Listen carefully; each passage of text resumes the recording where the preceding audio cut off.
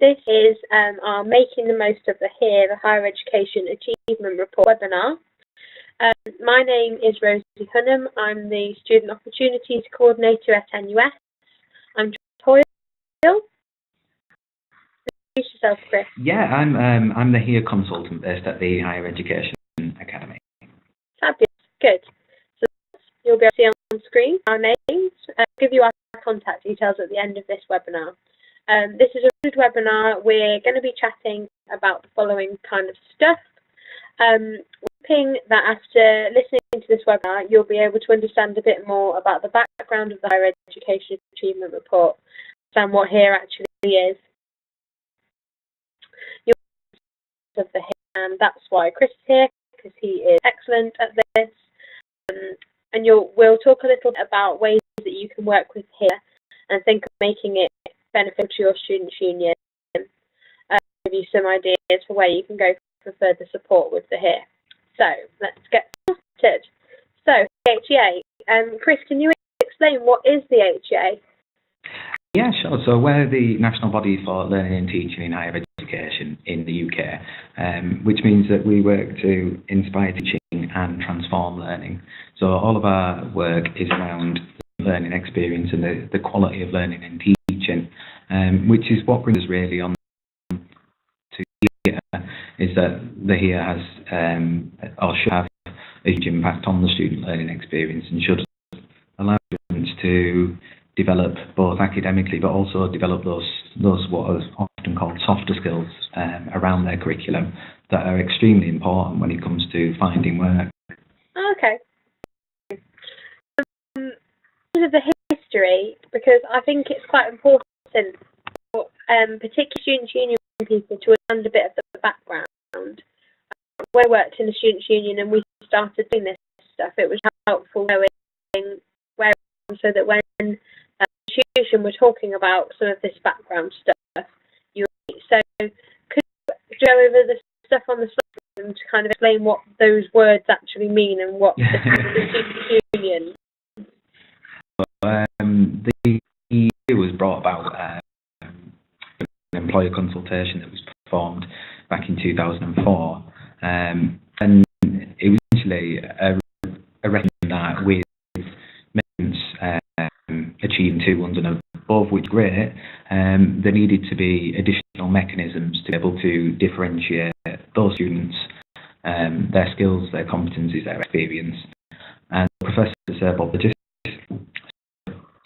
group, whilst also being Vice Chancellor of the university, which looked at actually what was it that employers wanted to see, and they ran a pilot with institutions to look at how feasible a project was and what kind of things institutions would have difficulties with, which then led to a UK report bringing it all together, which is in, I believe we're releasing the briefing document, which has all of these links in. Yes. And bringing it all together was when Universities UK, that is, actually launched to the sector and recommended that all institutions should adopt this. Okay. So, shall we look at what is in HEAR and show people kind of what it's all about? So, we've got some interesting points about what HEAR actually is and isn't. So, is one of the misconceptions that I often hear is that the HEAR replaces a CV, and it does not do that. What it can do is complement a CV, and it can help students create it, but it's certainly not a replacement for it. I think. Oh, was he sorry? That a student would use as well as their CV, and we wouldn't be expecting them to be continuing use of CVs. No, the HEAR is actually really useful if you're sitting down to create a CV. Not only does it have all of your academic achievements in there, it also has all of the wider experience you have, which can be, I know when I first wrote a CV, it's better to actually think about what I've done and what kind of might have gained. Yeah. Something like that would have been so useful just as a formal record with you. I think it is really useful to look at the HEAR as a container for a holistic student experience. And actually, by looking over here, you would to remember the times that you've been involved in projects or in societies or sports clubs. So what modules you took and what you got within those. It is a container for your student experience, hopefully. It is an aid memoir, as we've just said, when creating a CV. Also, what it can be is a carrot that gets students involved. And often when you just go to university, there's a lot of clubs and societies and projects and initiatives that want you to be involved. And here's something that can make students take these things and think, actually, that's something that I'm going to be interested in, I'm going to enjoy, but also that I'm going to be able to take something out of that's meaningful, that'll last for a long time. Yeah, okay. And I mean, I heard before, and that's what I think is really helpful, being able to actually look at one, because they're quite abstract when you're just talking about them. So we've got the different sections in it, which we're going to look at now. I think this is part one. And the first thing to say really is that here are 6 substantive sections, and sections 1 to 5 follow the specification of the diploma supplement. So as I'll make a point of noting when that stops. So section 1 is information that you would expect on things. It is just information about the person, the name, the date of birth, your institutional reference number, like your student number, for instance, but also, and rather importantly, a reference number, a number that follows a student through higher education, regardless of which institution they were to study at.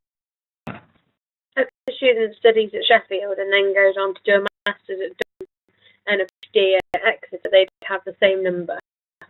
Yes. The reference number would be a commonality between the 2 different documents that they received. That's handy to know about.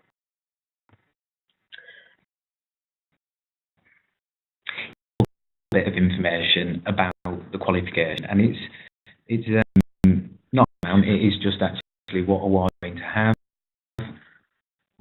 study was, where you actually received your award. Also, 2.4 there, if you look, is actually it's the status of the institution if it's different from the one that administers it. So that may be that actually you that is awarded a degree from a parent institution, and so that would show there whether you studied from an institution.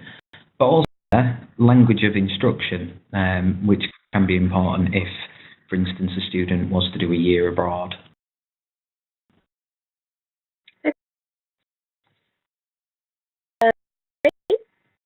Section 3 is just actually the level of the qualification, and this it can seem quite confusing, but if you have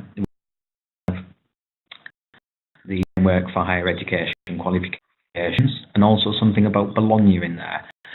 So what that is that the UK has its own framework for where qualifications sit. The last year of your degree will always be taught at level 6. Okay. It will be taught at level 7, and a doctorate would be taught at level 8. And it's a really easy way of actually identifying to what a qualification is. But then, because this is also being a supplement, it's all then translated into what's called a process, which is a European-wide framework. So you use this within the UK, or you could use it within Europe, and anybody's institutions would understand those levels. It also goes through the official length of the programme, and it goes through the access requirements, which in this particular circumstance is given as a link to a prospectus. And the thing to mention really with that is that if you're going to use links within a here, because it has to be stored for up to 40 years, it's important that those links, 40 links remain static. Always important if you are using links, and how long you are going to be able to maintain those links for. Okay. And the diploma supplement. Could you explain the difference between and a diploma supplement?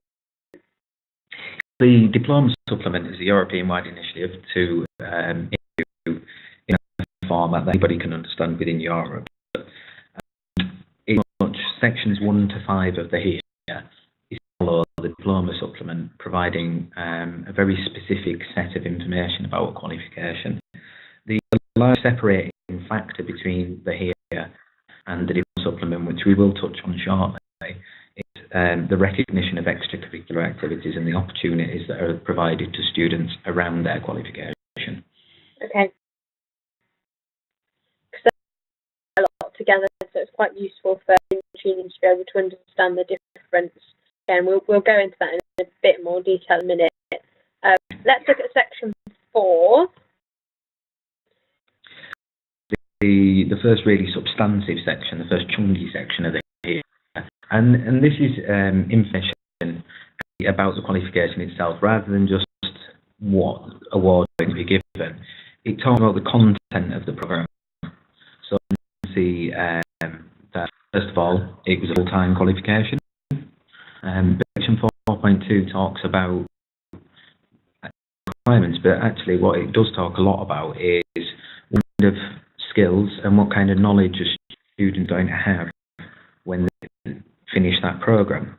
And what's quite important about the HERE really is that this information, as you can see there, is provided in understandable English. So I should be able to take a HERE to, I should be able to take it to a taxi driver, a professor, I should be able to take it to my parents, and they should be able to understand what the value of that qualification is. And when you are looking at creating statements to appear in a HERE, always have in mind that actually this is applicable to anybody. And if a SMB, for instance, a small medium-sized business, was to be hiring a graduate for the first time, it's something that should be able to explain why they want that particular graduate, what skills, what knowledge, what competencies that graduate has. Okay. So just move on to the next part of section 4, because it is rather large. So this you may or may not recognise as an script, is what these are traditionally called. Usually, before the HERE, or at a non-HERE institution, you would be provided with 2 documents when you graduate. One of them would be your degree certificate that you'd still receive if you receive a HERE, but the other would be an academic transcript. And it's often used by large graduate recruiters, for instance, who like to look at all of the different modules that you studied, not what marks you achieved in those modules, but they may be looking at very particular skills. Yeah. So they may be looking for an engineer, but they also want an engineer that's done aerospace engineering, and they'd be using the academic transcript to find that. And there's a little description here at the top, again, to explain to anybody that didn't know about how many credits it takes to receive a degree, and at what level those credits are given in the UK framework and again in the European framework.